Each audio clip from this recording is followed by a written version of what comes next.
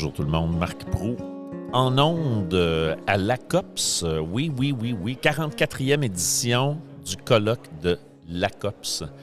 Et on est là, je suis avec Balado Pédago. Marc Proulx, vous le savez, c'est la voix de la pédagogie du cœur, balado présenté par Cybercap. Et aujourd'hui, je ne suis pas seul. Si vous avez écouté les autres épisodes qu'on a faits dans la journée, vous avez peut-être remarqué, vous avez peut-être entendu à quelques occasions au moins la voix de Fred Jean. Salut Marc. Salut, Fred Jean, le cancre pédagogue. Fred, c'est toujours un plaisir et un honneur de me retrouver à partager le micro avec toi. Plus qu'on le fait, plus qu'on l'apprécie. T'as parfaitement raison, ouais. Là. Mais moi, ça fait déjà un bout de temps. Là, on passera, Martine, je te rassure, on ne passera pas plein de temps de notre entrevue là-dessus. On va s'occuper de toi. mais c'est vrai, tu as raison. Là, ouais. on se connaît de plus en plus. On s'est apprécié en se rencontrant, mais on s'apprécie encore plus en se connaissant. Avec l'usage, Marc. Voilà. Et on a une invitée. Vous l'avez entendu rire un peu. Là. Vous l'avez entendu réagir. Alors, c'est Martine Rioux. Bonjour, Martine. Allô? Comment ça va? Ça va super bien. Martine, vous la connaissez comme rédactrice en chef là, à l'École branchée. Vous connaissez son nom, certainement. Mais là, elle ne vient pas nous parler de l'École branchée. On va peut-être en parler un petit peu à travers notre entrevue. Là, mais là, elle a comme un bébé qui est sur le point d'arriver. Et ça s'appelle Tisser. Tu parles un beau titre. Oui. T-I-S-S-E-R. Tisser.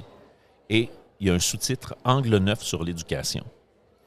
Comment c'est arrivé, ce projet-là? Comment ça s'est présenté? Qu'est-ce qui fait qu'on arrive aujourd'hui, que le livre va arriver en librairie?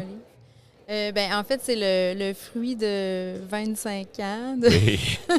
Ça me rajeunit pas. Hein? 25 ans de travail de ma part à côtoyer des acteurs de l'éducation, de l'apprentissage, du développement de compétences. J'ai accumulé plein de bagages, d'informations au fil des années. J'ai côtoyé plein de gens qui avaient des projets porteurs, innovants, qui n'avaient pas toujours la reconnaissance souhaitée dans les milieux. Puis j'ai toujours dit, il faut ramasser ça ensemble, quelque part, dans un produit final, parce qu'on parle beaucoup du numérique, on s'informe partout, à gauche, à droite, mais ça demeure éparpillé. Là, le but, c'était de rassembler ça dans un livre physique qui devient comme une référence, puis de partager avec tout le monde pour aller plus loin. Puis je voulais pas faire un livre juste pour dénoncer ce qui va pas bien, là, parce que c'est facile là, de dénoncer ce qui va pas bien en éducation. Donc, le but, c'était vraiment d'apporter des angles neufs, comme le sous-titre le dit. Donc, la première partie, c'est vraiment, oui, un état de la situation, puis oui, on parle de certaines choses qui vont moins bien, mais le plus important pour moi, c'est la deuxième partie. Donc, on se met en action. Qu'est-ce qu'on peut faire chacun dans nos milieux à différents niveaux, puis ça, on pourra élaborer là-dessus, mais vraiment donner des clés aux gens qui peuvent agir dans leur milieu. C'est presque c'est presque un colloque de la COPS dans un livre, hein, parce que quand on est à la COPS, c'est ça qu'on fait, là. On est une grosse gang qui ont envie d'améliorer les choses, qui ont envie de changer pour le mieux, qui sont prêts à pas tout le temps passer leur temps à se plaindre. On se plaint une fois de temps en temps entre nous autres, mais on est surtout là pour croiser du monde qui ont des étincelles des yeux, puis partager les bons coups, puis se dire, OK, et justement, on va faire des liens. Donc, le tissage dont tu parles, c'est un peu la même chose que tu nous proposes dans ce livre-là. Là. C'est de regrouper des bonnes intentions, des bonnes idées. Bien, c'est ça. En fait, c'est là la métaphore de dire est-ce qu'on peut tisser chacun avec nos petits fils qu'on a chacun dans nos milieux. C'est une courte pointe de possibilités qui permettent aux jeunes et aux moins jeunes aussi, parce que je ratisse quand même large dans le livre, de dire on parle beaucoup d'apprentissage tout au long de la vie, mais qu'est-ce qu'on met en place comme contexte, comme conditions favorables pour que ça soit effectif tout au long de la vie, l'apprentissage. Puis oui, ça commence à l'école dès le plus jeune âge. Est-ce qu'on a donné le goût d'apprendre à apprendre aux jeunes? Mais après, est-ce que dans les milieux de travail, est-ce que des contextes favorables pour du développement professionnel? Oui, en éducation, on en parle beaucoup, mais dans toute entreprise, en 2025, il doit y avoir du développement professionnel qui se fait. On n'arrête pas de le dire que ça va super vite. Bien, c'est quoi qu'est-ce qu'on peut tisser ensemble avec chacun nos petites expériences pour aller justement donner la possibilité à chacun d'être un apprenant à vie? quand tu parles de chacun notre petit morceau, c'est une chose qui est revenue souvent au microphone ici dans les 2 derniers jours. Eh bien, c'est parce que c'est vraiment l'actualité, là. Oui, mais moi, ce que je retiens, ce que j'aime beaucoup là-dedans, c'est que on est souvent en attente de en haut. Là. Oui. On est souvent en attente de qu'est-ce que le gouvernement, tellement, là. le ministère de l'Éducation, puis là, on va changer de ministre, puis c'est parce que ce ministre-là, il n'est pas bon. Puis ils vont changer les fonctionnaires parce que ces fonctionnaires-là sont pas bons. Puis on va changer le programme parce que ce programme-là, il n'est pas bon.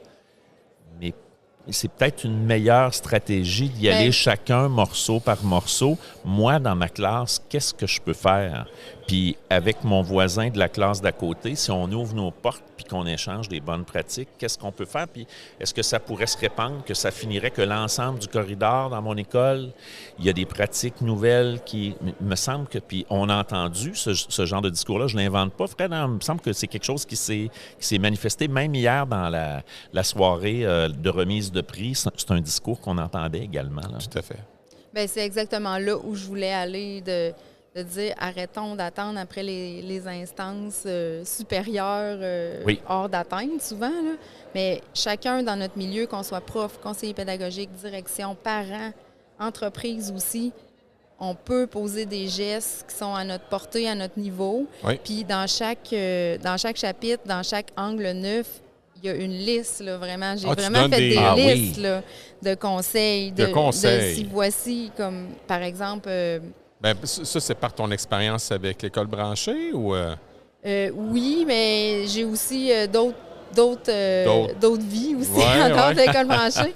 J'ai été beaucoup impliquée dans l'organisme Québec numérique il y a quelques années avec un campus en informatique une franchise du réseau mondial 42 Québec, qui est vraiment une école de codage hors de la boîte, là, pas de prof. Les étudiants sont complètement autonomes.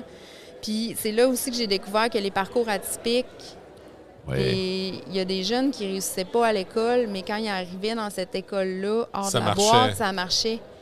Puis ils devenaient programmeurs, puis ils se faisaient engager dans les grandes compagnies d'assurance ici à Québec. Là. Incroyable. Mais pas de reconnaissance, pas de diplôme. Le chemin, là, finis ton secondaire, rentre au cégep, fais tel cours, ça marchait pas pour eux autres. Mais c'est ça. Puis c'est un peu ça dans mon propos, de dire, ce monde-là, ils ont le droit, ils ont un potentiel, puis ils ont le droit de pouvoir cheminer, puis de voir la reconnaissance de leur potentiel fait autrement. Et même sur le plan social, sur le plan organisation sociale, sur le plan communautaire, si au lieu d'échapper ces gens-là, puis qu'ils se retrouvent pas de revenus, pas d'avenir, toutes les portes fermées devant eux autres, on peut leur offrir des chemins qui vont les mener à devenir des forces dans notre communauté, des gens qui créent, des gens qui vont développer des affaires. C'est fantastique. Bien, c'est ça. Donc, proposons toutes sortes de parcours de formation différentes. Donc, on peut justement faire en sorte que tout le monde peut contribuer à la société puis devenir un être humain plus complet. Fait que ton livre est essentiellement humain. Oui. Je parle de stratégie d'apprentissage, je pense de reconnaître les acquis autrement, de comment on peut tirer profit plus du numérique aussi à l'école, comment les entreprises aussi peuvent donner de l'air à leurs employés pour continuer de se former vraiment jusqu'à la retraite. Oui. Si on parle beaucoup de la preuve que certaines entreprises le font, c'est que moi, je suis dans ma dernière année comme enseignant et mon employeur me permet d'être ici pendant 3 jours pour me former. C'est fantastique, là, puis je les en remercie parce que, évidemment, je vais encore en faire bénéficier mes collègues là, pendant les prochains jours. Je vais revenir, je vais avoir plein d'idées, je vais parler de plein de trucs, mais il reste que ça va être moins payant pour eux autres. Mais hey, on n'a pas fini. Là. Il y a plein de choses qu'on peut faire encore là, quand on approche de la retraite. Là. Puis après la retraite, il n'y a rien de terminé. On peut encore être utile. Tu peux devenir l'expert conseil de ton école. Là. Par exemple, on ne sait jamais. Ben oui, puis ça fait partie des propositions que je fais d'ouvrir les portes à la communauté, aux parents, aux retraités, aux experts de certains contenus, d'aller dans les écoles pour contribuer d'une certaine manière. C'est chez Septembre Éditeur. Oui. Comment ça s'est passé pour trouver un éditeur? Est-ce que dès que tu as eu le projet, ça a été facile de t'entendre avec eux autres? Puis quel genre d'accompagnement tu as eu avec la gang de Septembre? Oui. En fait, j'avais un miro avec tout ce que je voulais parler dans mon livre. Je ne savais pas trop encore la forme que ça allait prendre. On a parlé des deux parties. Puis je connaissais là, des gens qui étaient là chez Septembre. Eux, ils sont beaucoup dans le développement professionnel aussi, l'orientation, du travail. T'es rendu pour eux autres? Oui, je travaille maintenant là. Ça a été plus qu'un. Ça a commencé par un projet d'édition, puis finalement, extraordinaire. J'ai été recrutée aussi. En fait, ce qui va arriver, c'est que mon livre va devenir le premier titre d'une nouvelle collection chez Septembre. C'est la collection Poursuivre. Poursuivre. Donc, poursuivre en un mot ou en deux mots? Oui, donc, oui. deux. Là, il est écrit en deux mots, mais donc, on peut l'entendre en un mot, effectivement. Ça. Donc, moi, je les ai approchés. J'ai dit, je veux écrire un livre. Je veux pas juste que ce soit du chiolage sur l'éducation. Je veux vraiment amener des pistes de solutions pour l'empowerment, que chacun sente qu'il y a un rôle à jouer dans les changements. On a discuté, on a brainstormé sur la forme que ça allait prendre. Donc, j'ai eu vraiment un super accueil de leur part. Puis là, c'est là qu'on a décidé d'aller plus loin puis de créer la collection. Et là, de fil en aiguille, ils ont dit, tu vas devenir la directrice de la collection aussi. Donc, c'est là que ils ont tellement aimé la compagnie qu'ils ont acheté la compagnie. Oui.